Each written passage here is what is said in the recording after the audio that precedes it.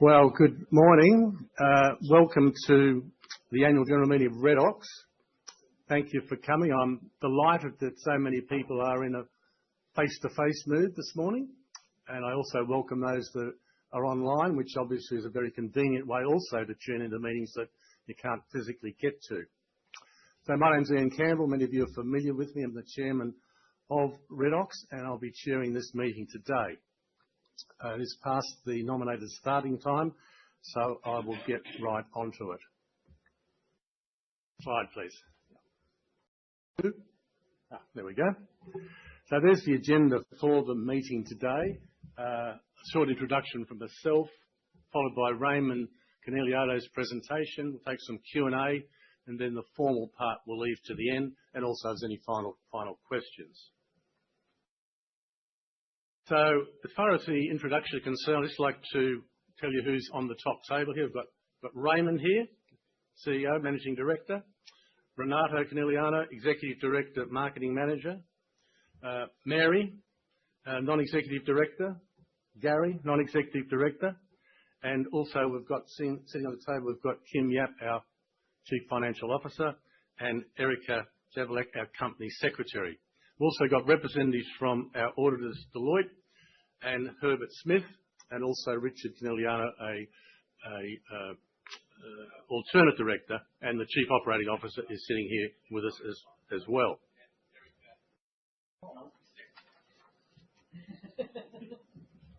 So whilst the details you're about to see have all been filed with the ASX as required at opening time today, I will actually read my short address so that you're all fully informed as to where the chair sits. So the company's continued to prosper during FY25 despite significant geopolitical and macroeconomic headwinds which have affected the global chemical and ingredient distribution sector and the broader economy. We are part of the chemical industry. What happens to the competitors also happens to us. Hopefully we can play the game a little better. Now Redox maintained a focused strategy, clear purpose, expanding its workforce and operations through both organic and inorganic growth. Prices, while slightly below the levels of FY24, particularly Q1 FY24, were relatively stable throughout FY25. Overall, Redox produced strong results, increasing sales revenue by 9.4%, gross profit by 1%, with a conversion margin of 45.3%. which is sitting well against our peers. And tonnages, as you'll see from Raymond, are well up. The board operates harmoniously and aligns with the culture of this highly successful company, which produced strong results and dividends year after year. The board's full year payout of shareholders in FY25 was 12.5 cents per share, representing a payout of 85% of statutory net profit after tax, which is above our stated dividend policy of 60 to 80% and reflects the board's confidence in the company's financial strength and prospects. The board's committed to environmental, social and governance as set out in Redox's annual report.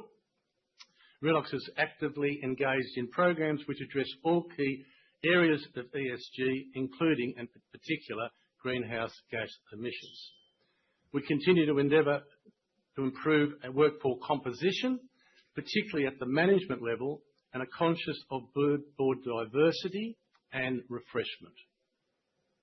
Redox has implemented recommendations from employees following an independent employee survey, which has culminated more opportunities for employers and enhanced communication within the business.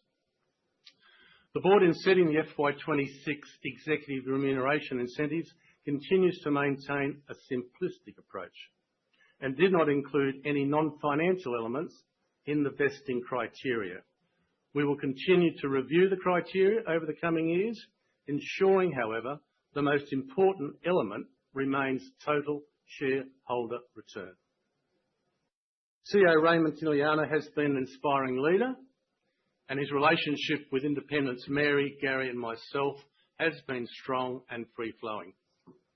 Our highly experienced executives have welcomed new ideas and have demonstrated their preparedness and flexibility to incorporate changes required in this emerging global business. In closing, I wish to thank management, staff, and my fellow directors for their contribution and support. We take on the opportunity and challenges in the year ahead, comforted by our cash or cash equivalent position of 124 million and of unused debt facilities of 185 million at year end. I now hand over to Raymond Conigliano, who will provide an overview of the business's performance. A little bit of a round of applause for you. Thank you. It's not easy getting up in front of all you lovely people, you know, it's not easy. Thank you. Thank you for, can't see you well with glasses. Thank you for coming, taking the time out to listen to what's been going on at Redox, and thank you for being a shareholder or considering becoming a shareholder. We'd love to have you on the journey if you haven't already, but I had the luck and privilege to meet some shareholders from our first AGM as a public company, and you know, it's great to have you on this journey with us. So appreciate it. And thanks, Ian, for the very lovely introduction. I want to also point out that Richard Conigliano, our COO, is a linchpin of the business, and you know, really doesn't get enough credit, especially in forums like this. It's very easy for me to get up and give long, boring speeches, but you know, he's doing the hard work that really makes Redox tick, and I think he needs a separate round of applause, Richard. And now, Erica, no, we won't do every Redox person in the room. That would take quite a while. Let's go to the next slide. So this is our 60th birthday year, Redox, which is a fun thing, and you know, that means we've had a long time to understand how this business operates, but only especially new shareholders have only had a few years with the business to understand typical conditions, what happens in the business. So this slide is sort of setting out that we've had some fairly unusual conditions of recent times, right? I think the things to point out there are, you know, the margins are back within a sort of normal range. For Redox, that's sort of 20 to 22% GP. They were a lot higher in FY24, but that was a bit of an unusual time, right? I think the other point was the cost inflation, which is prevalent throughout the economy. Redox are not, you know, Robinson Crusoe on an island by ourselves there, but we did have wage inflation, which was quite unusual, and inflation in storage and distribution costs quite high. We are making some very positive, proactive decisions to ameliorate those sort of effects and lessen their effects. And I'm really proud of the way the business responds in a proactive way to lessen the impact. Let's go to the next slide. So in that context, with the economic conditions being what they are, I'm very proud to say we were able to increase sales revenue 9.4%, only slightly below our 30-year average of around 10.5%. Gross profit margins were at the sort of higher end of the 20 to 22% range, which we expect over the long term. As Ian pointed out, the business is very well capitalised. That injection of funds from the IPO largely still remaining unspent, but that's because we're very diligent and careful managers of money. We won't be rushed into investing it. We are obviously seeking new ways to grow, and we'll talk about some of the acquisitions that we've made over the year in aid of growth and growing organically as well. Maybe the next slide, please. This is a breakup of our sales by industry. It hasn't changed a whole lot, but one of the areas that grew very well in the last 12 months was crop production and protection, partially aided by our increased product suite from Oleum, which goes into herbicides. We were talking to someone outside about herbicides earlier, glyphosate. We don't sell glyphosate, but we do sell some products that go with those herbicides to help them adhere to the leaves and things like that. So a good industry that we've done very well with. I think on the negative side, mining and explosives was the drag there. Only down by 2%, but that's an area we're looking to grow a lot. It was a drag mostly because of cyclical factors around nickel and lithium, and we'll see how those things bounce back in the next 12 months. I will say I got a lovely email which I shared with some of the executive team from a mining customer. This mine, which sent out our metallurgist and our sales rep, and they spent, I think, days there doing testing and trialing our reagent package for the mine. And a beautiful email came back, and I won't read it word for word, but I will give you the highlights because I am very proud of it. I was generally impressed by the commitment you and Anil showed on site. It really stood out. Off the back of that, I've decided to become a shareholder. Had a chat with a mate of mine yesterday, and a fund manager based in Sydney mentioned the business to him. I encourage him to take a closer look as I'm really impressed, and goes on and on and on. What a wonderful, wonderful expression of the kind of impact the Redox has with our customers. And, in mining, there's a big opportunity there that we're hoping to capture this year. Let's go to the next slide. I think you might have all seen this before. Perhaps you haven't, but I was, again, talking to some people outside about the strengths of Redox. And just as a reminder, one of the key strengths that we have is our diversity and how diverse our business is, not just in our suppliers, but with our customers, our products, even our geographies now becoming more diverse. That makes us very resilient, and it's a very resilient, tough business, and we're very proud of the way it operates throughout cycles. Maybe the next screen. So chemical distribution and the market which we operate in is very attractive. I think, sort of summing up this again, the potential is so large. $28 billion in chemicals in Australia alone, $8 billion in food ingredients alone in Australia. That's not even to start with the US and New Zealand and Malaysia, which are several times more than that again. It's a highly fragmented sector, which makes our strategy of making good acquisitions, very useful. And it's an area we're going to continue to work on. Next slide, please. As I said before, some of these acquisitions are really interesting. They all added new products, new relationships with customers, with suppliers. Oleum, John Lamanis and his team have fit right in with our team. Fantastic people, some of the best products, and great relationships with companies like Dow Chemicals.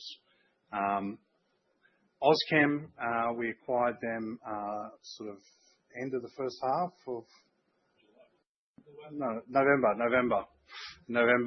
2024. And again, Jason, a beautiful family business, a lot like ours, and they fit right in. We've got a great facility through that acquisition in Wetherill Park in Western Sydney, and it's a unique asset and a unique range of products, and we're doing really well with them. So I'm very happy about that. Finally, Moleculus, our Frenchman, Philippe, is such an injection of enthusiasm and knowledge and, verve, it's the only word I could use. He's sort of infectious enthusiasm I love. And those products are really wonderful. These transformer oils, for everyone who doesn't know too much about them, get used in electrical transformers. And what is happening at the moment is a huge investment in energy infrastructure. And so it's a really wonderful area. I mean, every time they build these interconnectors between two states, they have to actually build a lot of transformers, because transformers keeps the current going for long distances. All the renewable power facilities, they also need those. It dries right there. So a wonderful area. And I think we're integrating them in sometime later in this calendar year. Richard's smiling because it's again all on Richard to help do that. On the right-hand side, you can see our organic growth levers. What are we doing outside of just acquiring businesses? We're increasing our sales team, which we always do. We've set up a Canadian entity. I'm very happy to say we're now selling into Canada through that entity. The food industry actually is our first client there through that entity. I mentioned earlier our metallurgist who's doing great work with some of our mining customers. We've opened offices in New Jersey and Ohio. I haven't been yet, but I'm looking forward to getting some time away from my desk to do that. Two great guys. One guy from our Melbourne office went over to New Jersey. Ohio is our sales manager who moved from LA. And I was saying earlier again to someone outside, what's the really difficult thing what's the biggest challenge we've got? And I think it's keeping the Redox culture intact as we grow large. I think you have a really great business. If it's just Renato, Richard, myself, and a few others around the table, how do you maintain that culture as you grow a business? And that's a real secret sauce. Is I think, moving people around the business and giving them opportunities is a really nice way to do that. Renato's product management team have signed up a lot of new distribution agreements with some of the best and brightest companies in the world. We continue to add products to our portfolio, both small niche products, but also wonderful, large opportunity products that will help us continue to grow. Next slide, please.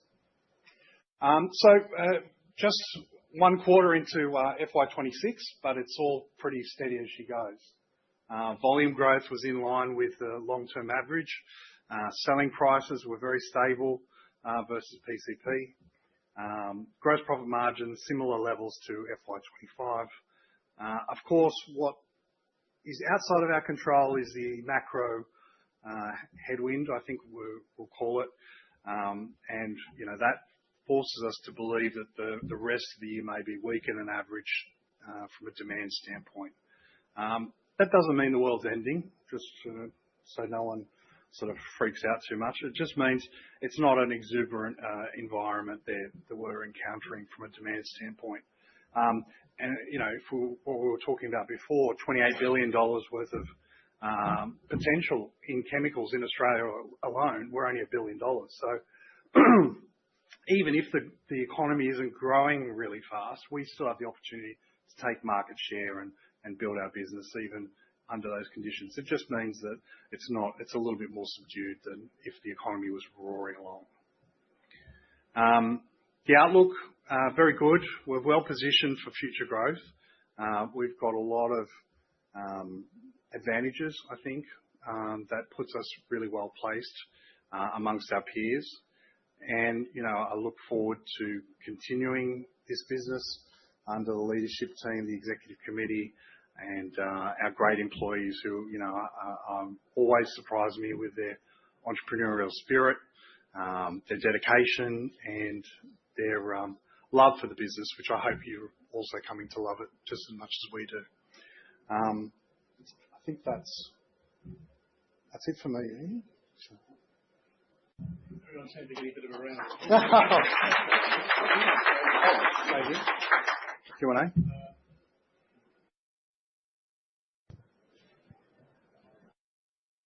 Hello? Yeah.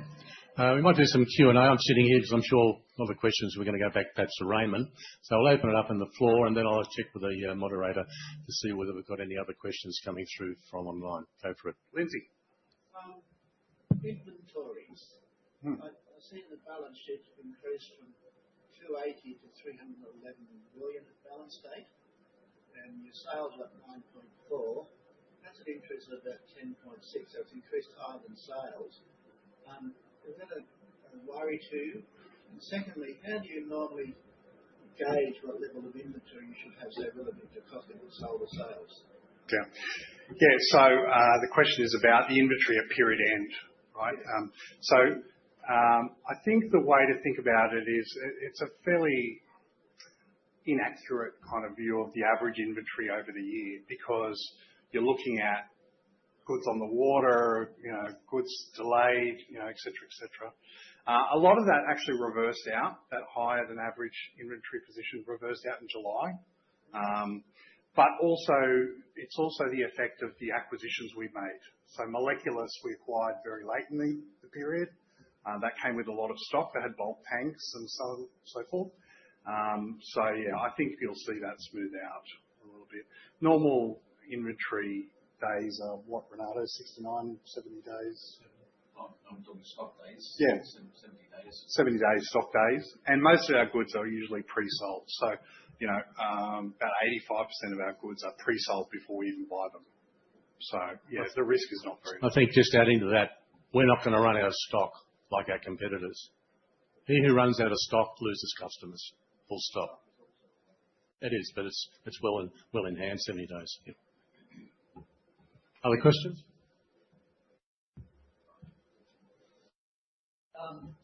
I noticed that you took over or acquired 3 small companies. Are there many other small companies around the world that you could be taking over in the future? And if that were the case, you might become a monopoly. Now, that has certain advantages, but you might find it difficult to get by the Australian Stock Exchange to do some of these things, right? Tell us what you think about this. You've taken 3 of them, and I think earlier last year you might have taken some more. Yeah. What's the position about acquiring companies, small companies? Do you think it can go on forever? Oh, that's a good question.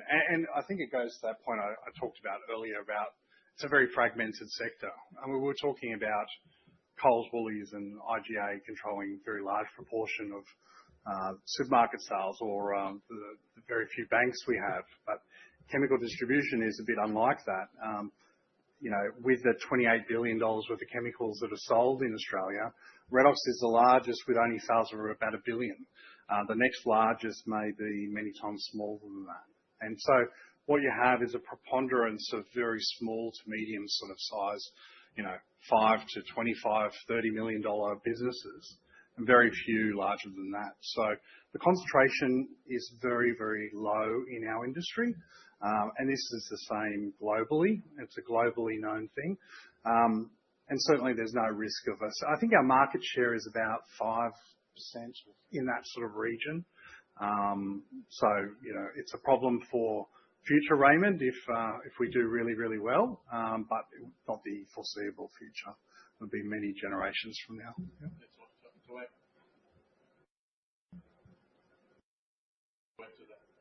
To add to that, we're constantly on the look for opportunities to add on that are appropriate, that fit into our culture.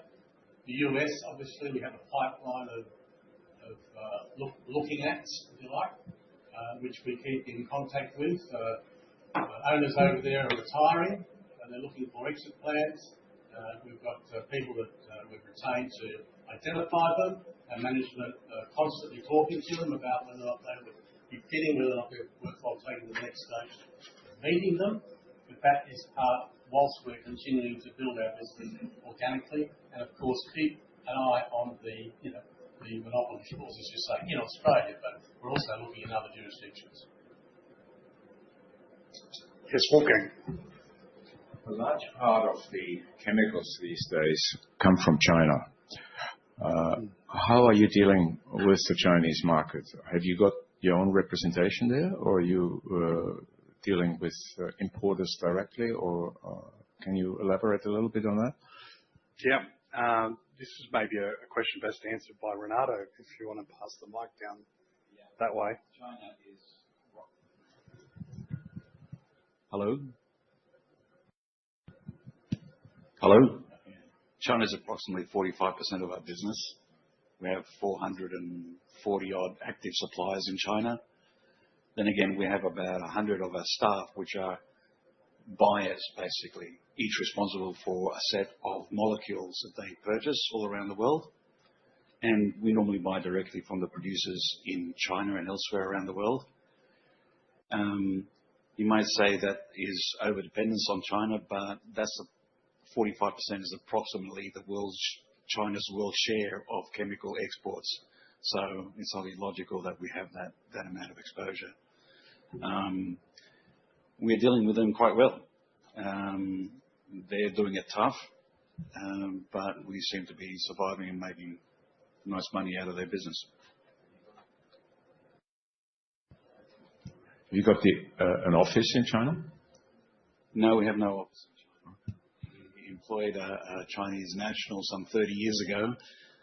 She's still with us, and she assists the 100 product managers to get over whatever cultural issues they may have, and it's been working out quite well. Yeah. The language barrier is not what it used to be when I started in the 90s. I think early on you had quite a tough time talking to people from China, but they're very highly educated. They all learn English. It's much more a breeze. And like Renato says, sometimes it's more about the cultural differences, and you need to navigate that different business culture a little bit. So I would say you're very lucky if you got somebody who looks after everything sort of in one lady does that. I myself had a chemical business in China, so I know quite well all the idiosyncrasies. Right? So congratulations. Any questions from the moderator, perhaps?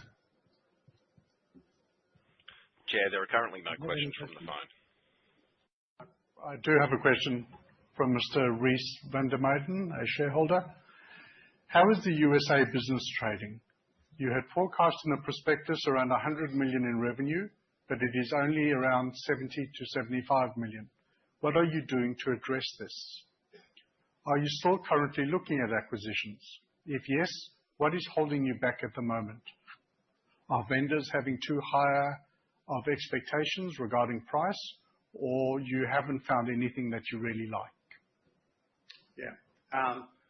Okay. So our current business is trading very well. Happy to say it's growing strongly. I think in the first quarter of FY26 is probably a fair way to characterize it.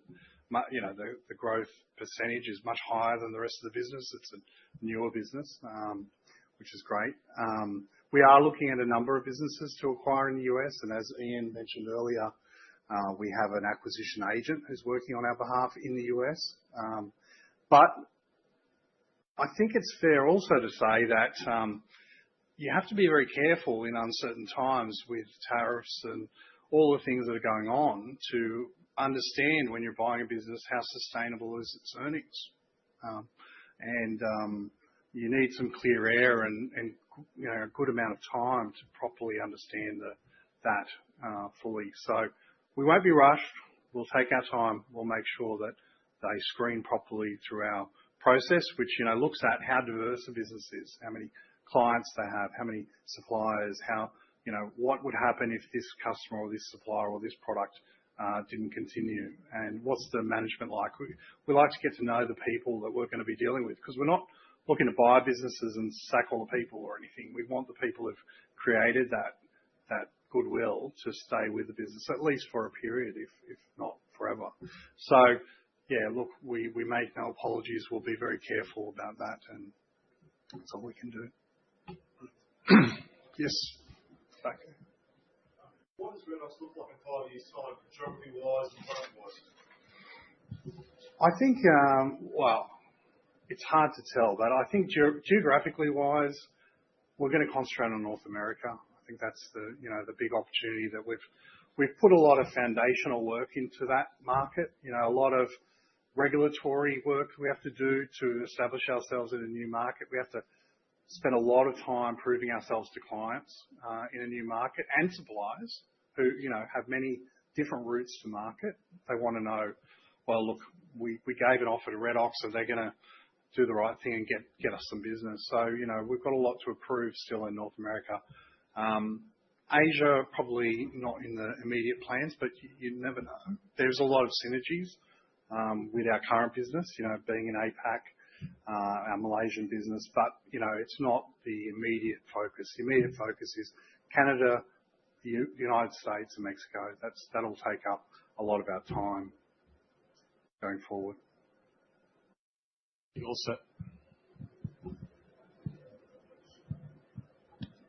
I think also the acquisitions in the chemical industry are significant in numbers still in the U.S. We're talking hundreds in a year, but there's certainly an element of a degree of quietness in that it's slowed down a little bit. Particularly larger acquisitions have been a bit on the nose, and the Redox way is to sort of just do a slowly build up acquisitions of bite-sized chunks, generally speaking, although we can fund larger ones with an emphasis on maintaining the culture. In addition to that, we actually don't like playing for fresh air. So we're very much like, what are we going to get for our money? Anything else is fresh air. Well, we realise to be competitive, we're going to have to pay for some of it, but we don't like paying too much. But to get the prizes, we're going to have to pay more than we really want to pay if that fits in with our strategy. That's life. Last one, Lindsay. Two questions.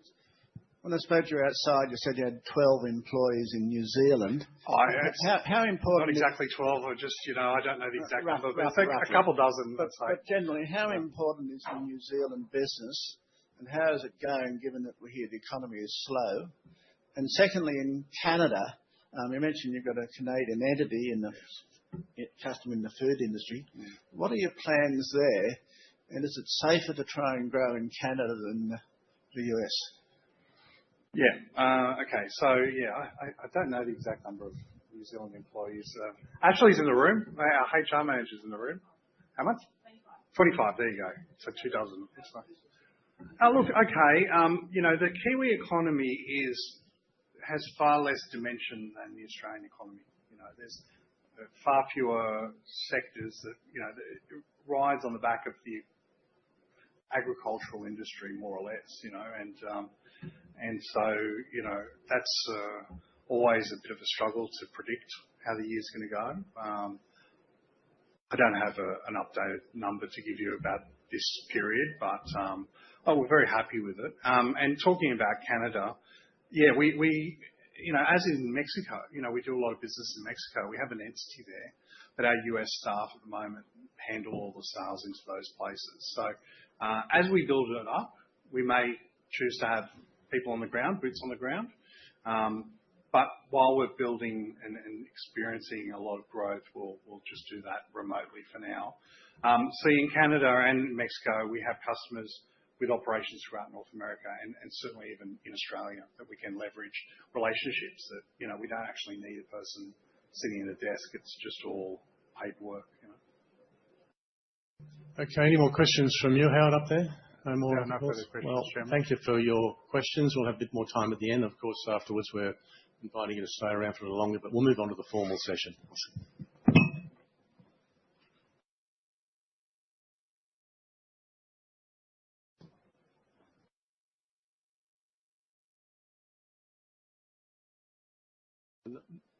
Being no objections, I'll take the notice of meetings as read, explanatory statements.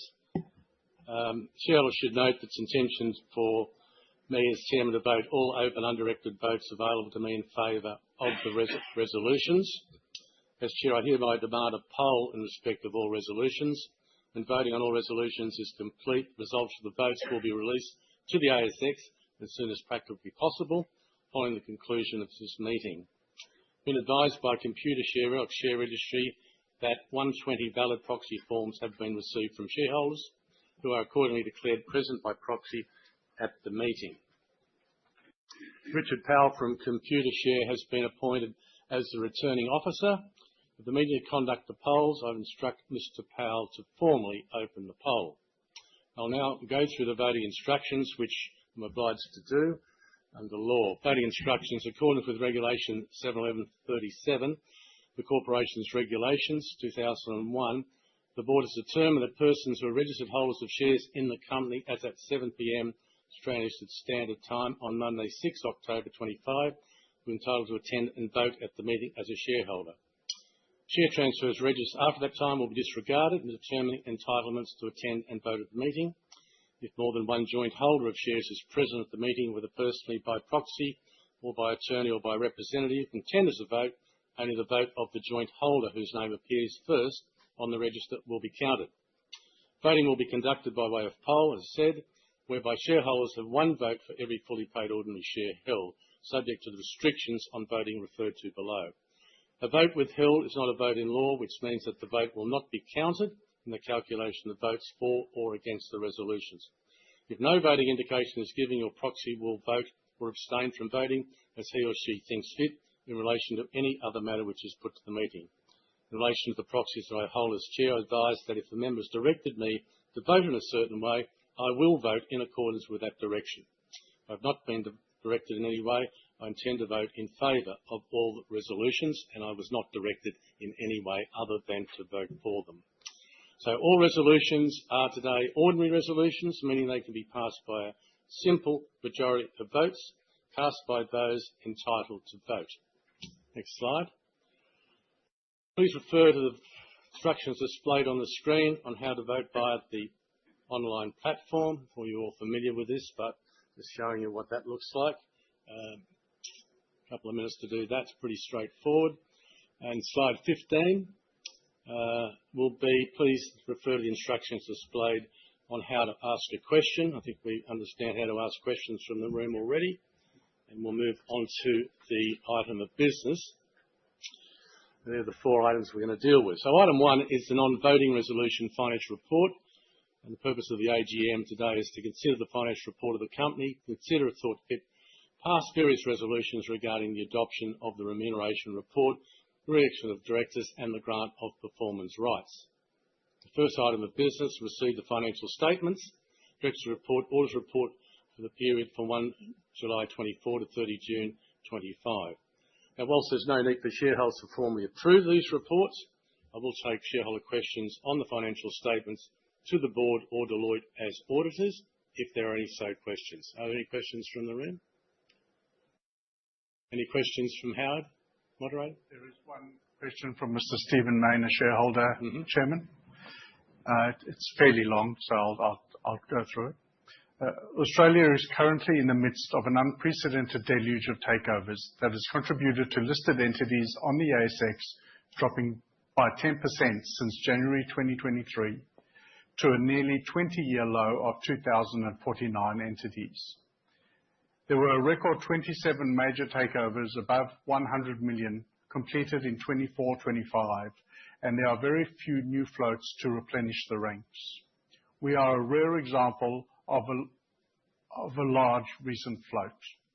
More than 2 years on from our July 2023 IPO, is the founding family happy with the experience and pleased they chose to go public, rather than realizing some value by partnering with a private equity firm, which seems to be the most popular except for founding families these days?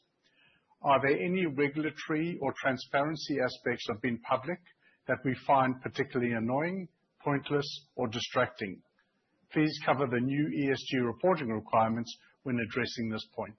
Right. Well, let me just make a few comments before I let Raymond loose. First thing I think outstanding is that the escrow period has since come and gone, and there are no disposal of shares. At a board meeting, one of the family members said, "When are we going to have a dividend reinvestment program?" I said, "Whilst you people are here, we're not going to have one." Why is that? Because you'll all take up your shares. There are no sellers in the family to date, as you can see from the register. But as far as the other questions are concerned, other than the climate change, I might say, whilst it might be annoying from something we've got to all handle, it's something that we've got to address, and the company does address it very formally, in the sense that we engage Carbon Neutral to work with our climate executive director. It's very thorough to the extent I've got to even track how many kilometres I clock and what car I've got travelling to a board meeting. But it looks like that we will be ending up in, I think it's phase 1, by the end of June 2026 with more than 500 million revenue ticked and probably more than 500 employees.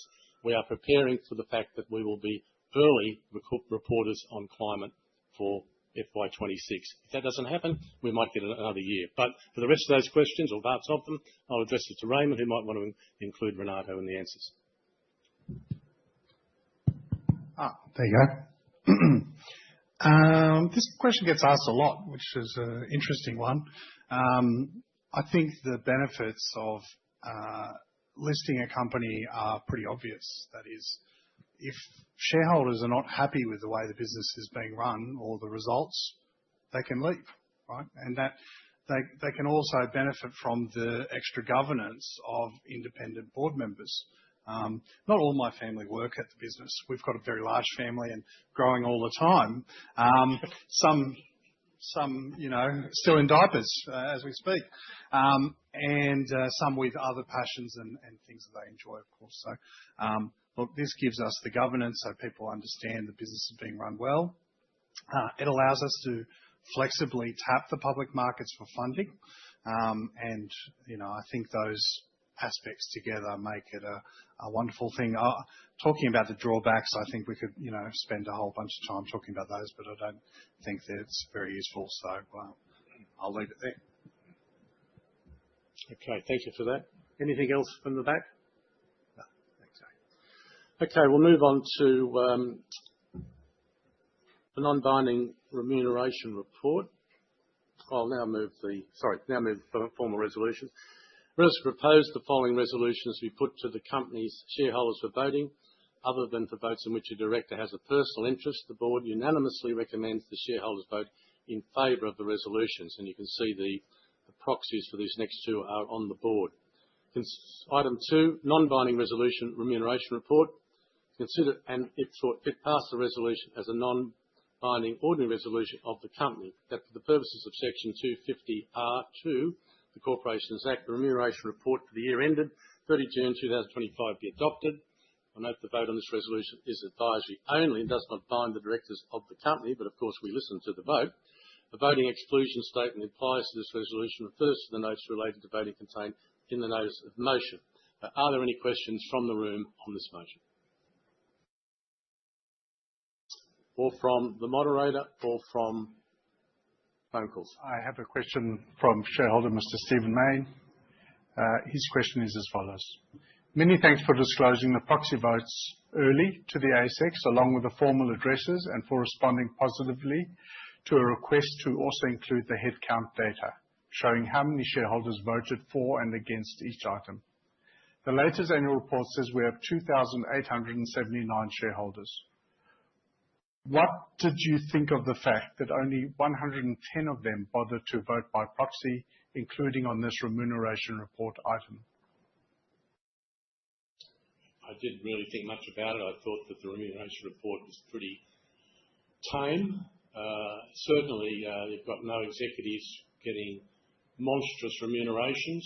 There are the STIs, the LTIs that still got to be learnt. None of them are getting it really needed, but they're there. So I thought it was a fairly tame vanilla remuneration report, and the fact that voting was accordingly low didn't do other than the fact that it does us no concern to us. Other questions?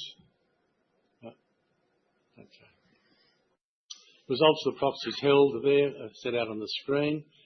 Voting is now open for those that have not previously voted. And by the way, is there anybody here that hasn't previously voted? Hands up. Okay, that's very good. Please cast your votes, which you've already done.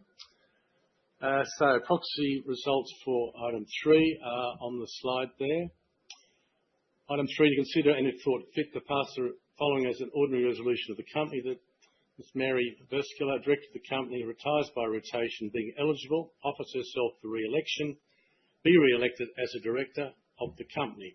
Before I ask any questions, I might say that involvement of Mary was limited to the due diligence period, as with Gary, prior to their appointment as directors, on the basis that we never knew whether or not we were going to press the button and actually go public, although we thought we would definitely do it. And so that was the only involvement with the company, totally independent of her arrival. And she's been a very, very strong contributor to all activities of the board, particularly bringing new ideas in sense from her previous industries, including that on the board of Newplex. Are there any questions on the resolution? Hope? Question from Mr. Stephen Mayne. The biggest protest vote on the proxies today was the 11.87 million shares cast by 9 shareholders against the re-election of Mary. Yes, this was only 4.5% of the directed votes, or 8.5% of the independent vote if you strip out the founding family. However, by way of contrast, there were only 237,757 votes against the remuneration report. It looks like at least one of the proxy advisors recommended against Mary's re-election, and at least one of their institutional clients followed this advice. Is that what happened, and what concern did they raise? Was it an independence issue, a workload issue?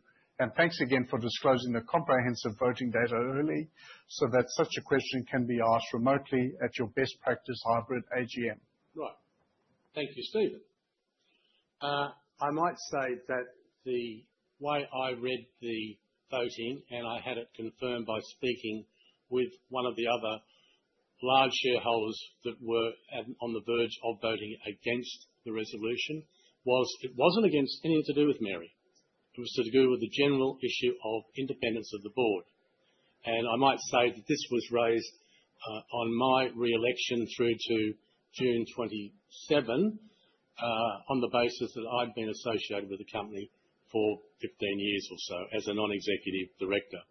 The non-executive director status of myself was obviously a significant question to be addressed by all those of the due diligence committee, primarily UBS, Herbert Smith and Deloitte, as well as the other independent directors. So I passed the independent inquiry at that time, and that stood in my re-election, which was always going to be for a period to bring calmness post the float. So whilst I'm still here, I won't see the next turn of the century, I can assure you. But the vote had nothing to do with Mary. In fact, one of the major shareholders, I don't mind saying to you, I was playing golf at Arrowtown in New Zealand. And I took the call and explained the background of how the board has come to be. Her concern was, look, I'm struck by company policy. 12 years, we vote against it. But now that you've explained the background and the fact that you won't be seeing the next century in, we will reverse our vote and vote in favour. The people that cast their vote, well, I had no contact with them, and I presume they followed a similar thought pattern. Okay. Any other questions? Also, the proxies for this resolution are set out. Cast your votes. You've already done that. And I think that we could pass that resolution substantially, and welcome again, Mary. Okay, slide 18, we're going to deal with now item 4, consider and if thought fit to pass the following as an ordinary resolution of the company. That for the purpose of ASX listing rule 10.14, to approve the proposed grant of performance rights under the company's performance rights plan to executive directors Raymond Conigliano, Renato Conigliano and Richard Conigliano. A voting exclusion statement applies to this resolution. Refer to the notes relating to voting contained in the notice of motion. Are there any questions from shareholders in the room? Any questions from Stephen?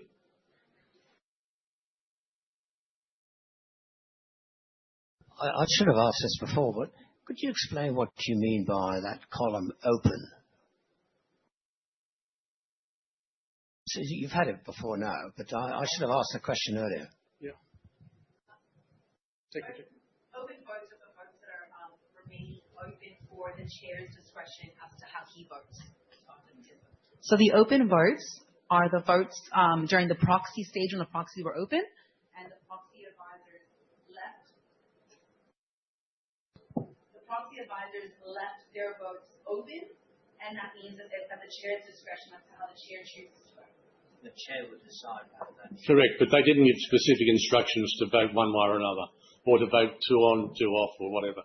Just open, leave it to you. Right? Normally you get against abstain. Well, yeah, I know, but when I've already voted, but I didn't get anything about open in it. Right. Okay. Well, the instruction, I think that there was an opportunity to leave it to the chair if you read the voting instructions. Anyway, be as it may, the proxy votes are in. Proxy finished, Richard. Nothing else to be done there. and I think I can declare that resolution passed as well. Okay, so let's conclude the formal part of the business. Member from Computershare will now come around and collect the voting cards for those physical present. And for those shares attending virtually, online voting will close shortly. Please submit your online vote if you have not already done so.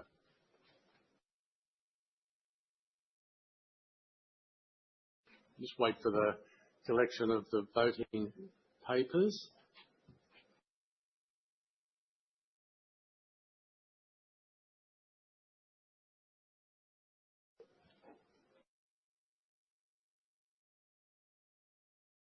All done? Okay, thank you for that. So I think we've given plenty of time for the virtuals to vote as well, if they haven't already done so. Completes the formal business of the meeting, so I declare that the poll and voting is now closed. I ask that the returning officer count the votes, and of course this will be reported and filed on the ASX as soon as possible following the conclusion of this meeting. But before formally closing, are there any last questions? We'll have time afterwards, but yes. Question from Mr. Stephen Mayne, Chairman. His question is as follows. Nominations for the Redox board closed on August the 5th, but you only released your full year results on August the 21st. It is bad governance to close off board nominations before even revealing how the directors have performed for the year. ASX Group used to do this, but after the problem was pointed out, they delayed their AGM by a month in 2023. Could you please slightly delay the calling of next year's AGM so that the board nominations close after you've revealed the full year results? We'll take that on board. However, this year was done in accordance with ASX requirements. However, we'll take that on notice. The other thing is I would like to say that it's the company's interest is once you've done got your final numbers, we've got an excellent team that puts the reports together. We see no delay in having great long periods of time before you have the annual general meeting. Many companies are having them, last week of November. Well, we want to have as quickly as possible because it's all current, and you want to hear currently from the people that have been running the company. But Stephen Mayne's comments are valid, and we'll take them on notice. With that, I formally close the meeting. I thank you for your attendance. You're a beautiful looking group, and I invite you to stay around if you want to for an extra cup of coffee. There you go.